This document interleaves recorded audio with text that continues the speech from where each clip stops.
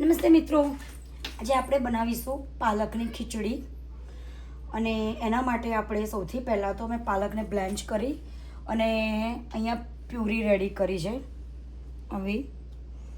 અને તમે એનો જોઈ શકો છો કે કલર કેટલો મસ્ત છે. મેં બ્લેન્ચ કરી અને આઈસના પાણીમાં મૂકી હતી તાકી એનો કલર એવો ને એવો રહે.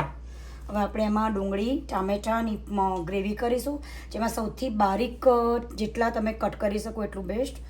એવી જ રીતે આપણે આદુ અને લસણને બી એવી રીતે સ્મોલ પીસીસમાં કટ કરીશું.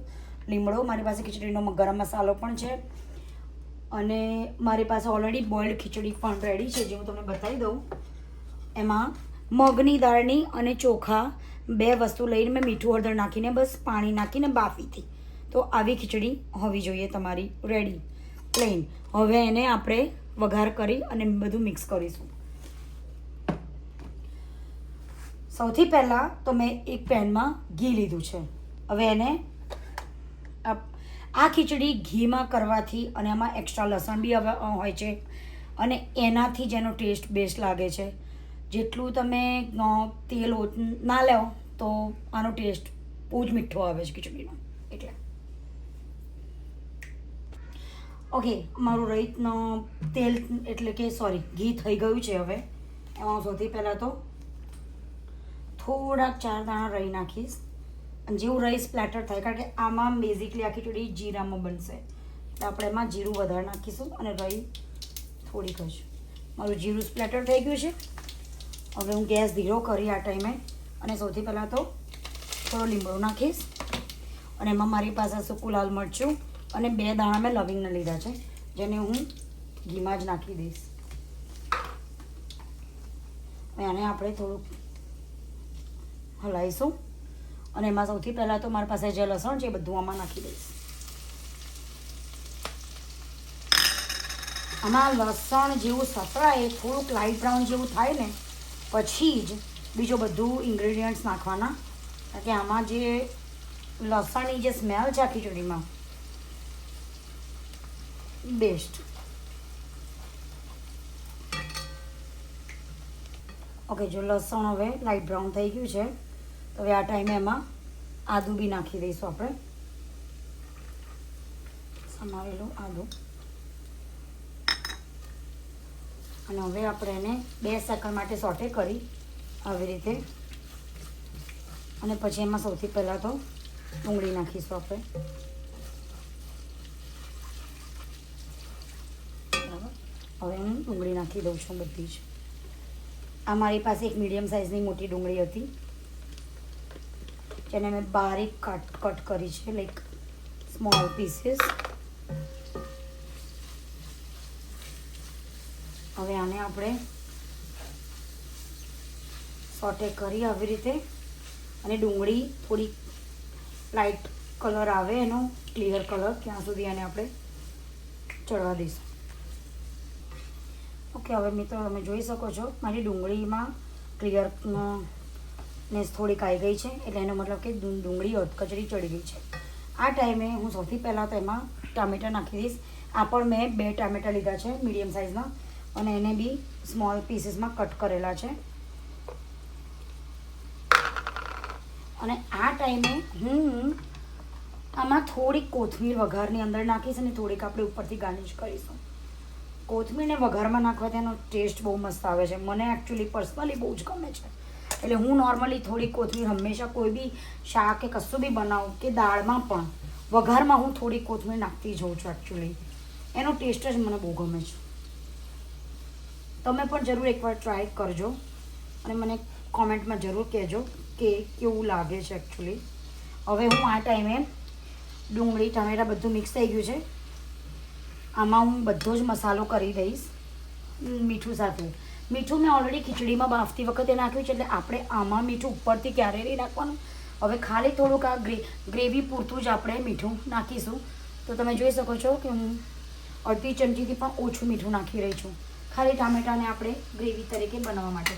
અને આમાં ખાલી થોડીક હળદર હું નાખીશ અને મારું તીખું મરચું અને થોડું કલરવાળું મરચુંનો આપણે ઉપરથી વઘાર કરીશું, કારણ કે આમાં ખીચડીનો ગરમ મસાલો નાખી રહી છું. તો ગરમ મસાલો એકચ્યુઅલમાં મારો બહુ તીખો છે એટલે હું એને 1 ચમચી ગરમ મસાલો નાખીશ, એટલે હું બીજું મરચું ઉપરથી વધારે નહીં નાખું. ગ્રીન મરચું બી તમે જોઈ શકો છો મેં આમાં નથી લીધું. હવે આ બધું આપણે મિક્સ કરી લઈશું એકવાર, અને જેવું મિક્સ થઈ જાય અને આપણે 3 મિનિટ માટે ડુંગળી ટામેટાને પેસ્ટ ઢાંકીને આપણે એને ચડવા દઈશું. ઓકે મિત્રો, હવે આપણે ફરી જોઈ શકો છો મારી ગ્રેવી કેટલી મસ્ત થઈ છે, અને એની સ્મેલ તો કારણ કે ઘીમાં સાંતળ્યું છે ને આપણે આ બધું, એટલે એની સ્મેલ બહુ જ મસ્ત આવી રહી છે. હવે આ ટાઈમે બધી ગ્રેવી રેડી છે, તો એમાં પાલકની જે મેં પ્યુરી રેડી રાખી હતી એને આપણે બધી આમાં નાખી દઈશું.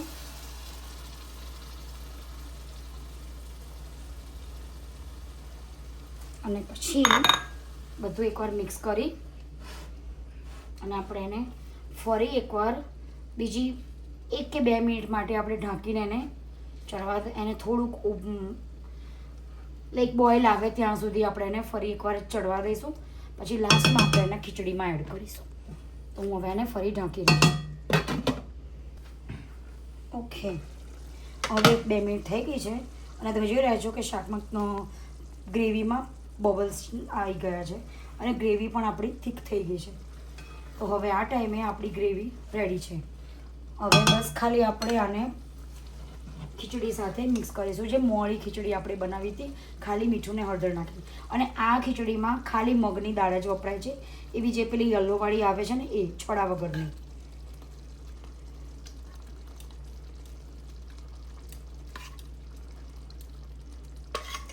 મને થોડી આવી ખીચડી ઢીલી હોય ને તો મને બહુ જ ભાવે છે. હવે આ બધું આપણે મિક્સ કરીશું, અને તમે પછી તમારી થિકનેસ પ્રમાણે ખીચડી તમારે કેવી ઢીલી જોઈએ છે એના પ્રમાણે તમે પાણી એડ કરી શકો છો. મારી ઓલરેડી ઢીલી છે એટલે મને લાગતું નથી મારે પાણીની જરૂર પડશે, એટલે હું આમાં પાણી હવે નહીં નાખું.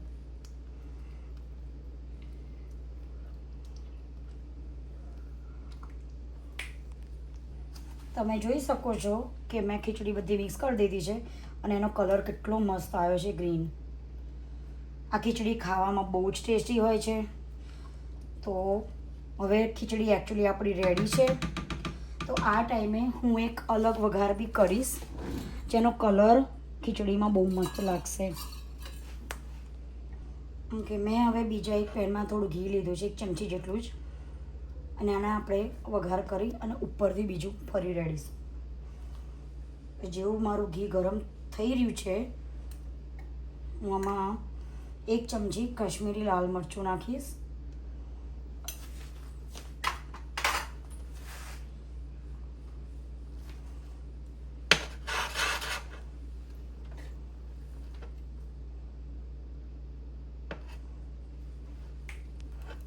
ઓકે, હવે હું આની પર રેડી દઈશ.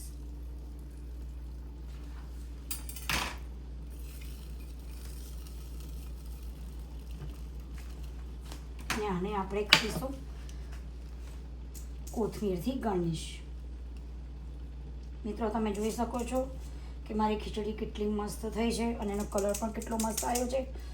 તમે પણ હવે ખીચડી બનાવો અને એન્જોય કરો, અને મને કોમેન્ટમાં જરૂર કહેજો કે તમને કેવી ખીચડી ભાવી કે નહીં. Comment, like and subscribe please my channel. Thank you મિત્રો. નમસ્તે.